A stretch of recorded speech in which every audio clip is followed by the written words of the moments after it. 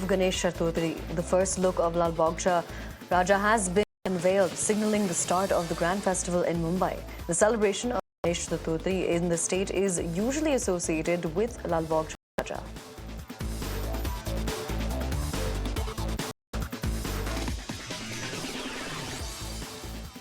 A major fire broke out at the 7-story Times Tower building in Mumbai. The fire broke in the building located at the Kamala Mills compound. The fire brigade has declared it a level 2 fire and sent 8 fire engines and other fighting vehicles to the spot.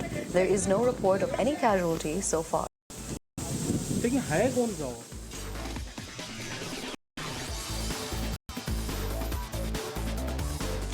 Misbehaving with a passenger lands an auto driver in trouble in Bengaluru.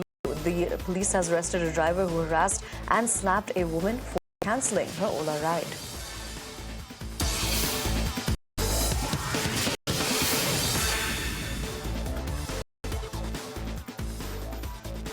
Hunter Biden has pleaded guilty to federal tax charges in a surprise move that spares President Joe Biden and his family another likely embarrassing and painful criminal trial of the president's son. Hunter Biden's stunning decision to give a guilty plea to misdemeanor and felony charges without benefits of a deal with prosecutors came hours after jury selection was supposed to begin in the case, accusing him of failing to pay at least $1.4 million in taxes. Nicaragua territorial government freed 135 political prisoners, including 13 members of a Texas-based Christian organization, in a secret operation negotiated by the Biden administration. The prisoners, all citizens, were flown to Guatemala and will be able to apply for U.S. legal status. A fourth day of road blockades by protesting Colombian truckers has led to warnings of food and fuel shortages nationwide. Thousands of Colombians were forced to walk to work as truckers in major cities blocked highways to protest. The government raised the price of diesel to around $2.90 per gallon, an increase of 50 cents. In response, the unions have been holding protests around the country.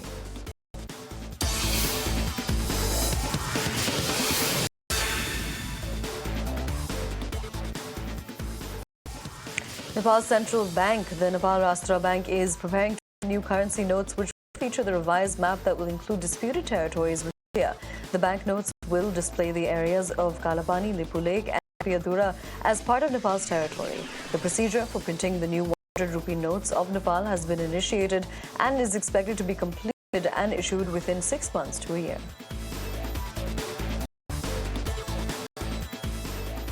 French President Emmanuel Macron has named Michel Barnier, the European Union's former Brexit negotiator, as France's new prime minister after more than 50 days of a caretaker government.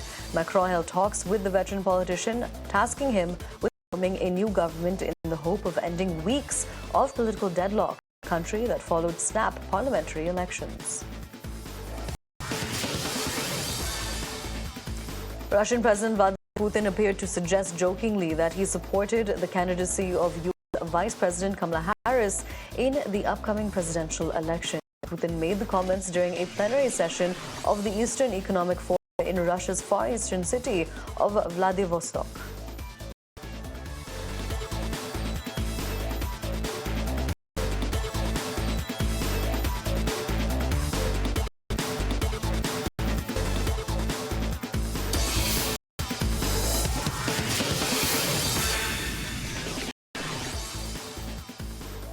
Indonesia deported a dismissed Philippine town mayor accused in Manila of helping establish an illegal online gaming and scam center and evading an investigation by the Philippine Senate. Alice is accused of involvement in a money laundering case worth $1.8 million.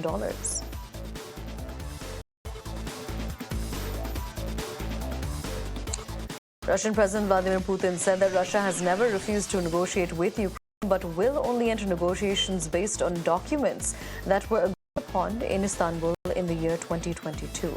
The document discussed in Istanbul weeks after Russia invaded Ukraine in February 2022 reportedly included provisions for Ukraine's neutral status and limits on its armed forces while delaying talks on the status of Russian-occupied areas.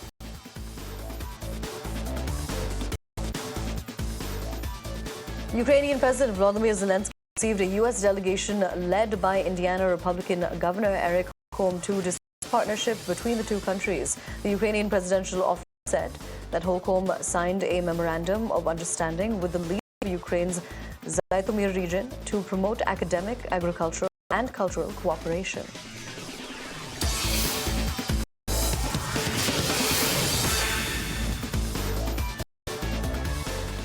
The Israeli army continued its operations in the city of Tulkarm in the northern West Bank and the refugee camp there. A video showed military vehicles and armored bulldozers driving through damaged streets and infrastructure. The operation is part of a large military raid in the Israeli-occupied West Bank over the past week, aimed at dismantling militant groups and preventing attacks, according to the military. Mourners and Palestinian militants gathered to mourn 4 of the 5 people killed in Israeli strikes in the occupied West Bank the previous night. Palestinian health officials said one of the 5 people killed was the son of a prominent jailed militant. Israel has been carrying out large-scale raids in the territory over the past week that it says are aimed at dismantling militant groups and preventing attacks. The Palestinians fear a widening of the war in Gaza.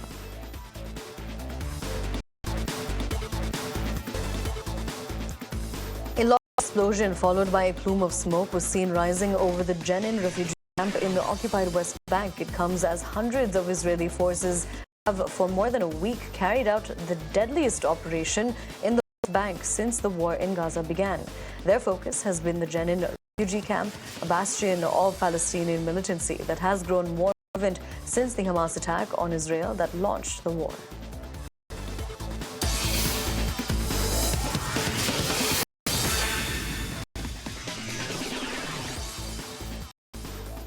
The Gaza side of the border with Egypt has emerged as a major obstacle in talks aimed at halting the Israel-Hamas war and freeing scores of hostages.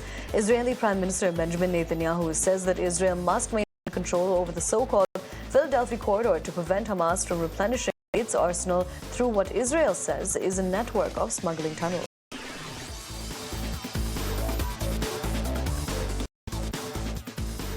The Gaza-based health authorities said in a statement that the Palestinian death toll from the ongoing Israeli attacks on the Gaza Strip has risen to 40,861. In the past 24 hours, the Israeli army killed 42 people and wounded 107 others, bringing the total death toll to over 40,000 and the injuries to 94,398.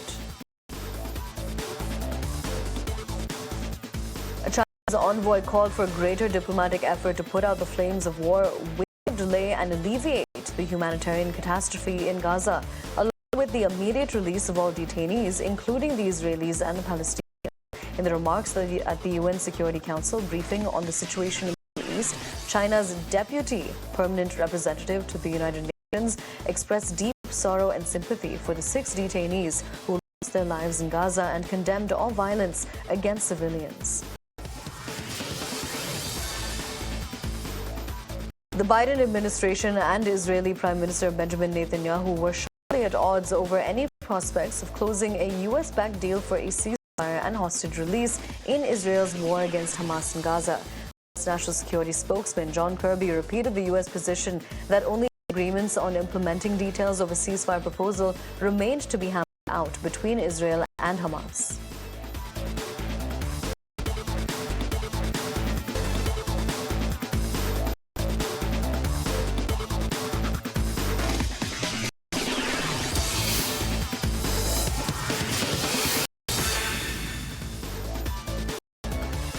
Chinese Foreign Minister Wang Yi said that China and Africa have agreed to work together to practice multilateralism and jointly advance modernization. Wang briefed the media on the key achievements and agreements reached at the 2024 FOCAC summit, which is being held from Wednesday to Friday and is the largest diplomatic event hosted by China in recent years.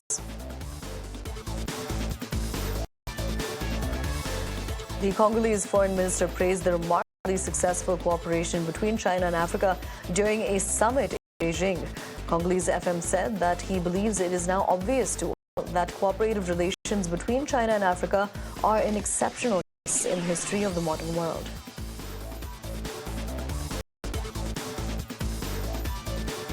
The UN's deputy, the High Representative, emphasized concerns about Syria's lack of full cooperation with the Organization for the Prohibition of Chemical Weapons. The UN official said that the declaration submitted by Syrian officials regarding two declared chemical weapons-related sites were inaccurate and incomplete in accordance to the Chemical Weapons Convention.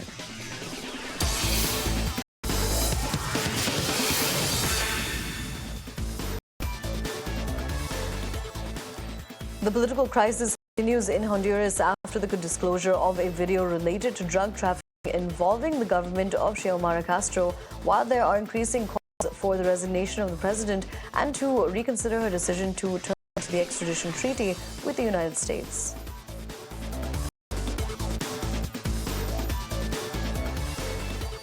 The man killed in a shootout with police in Munich was an 18-year-old national of neighboring Austria, and investigators are still looking into the motive. Authorities believed he may have planned an attack on the Israeli consulate in the city. The suspect was fatally wounded in an area near the consulate and a museum on the city's Nazi-era history after officers were alerted to the man carrying a long gun.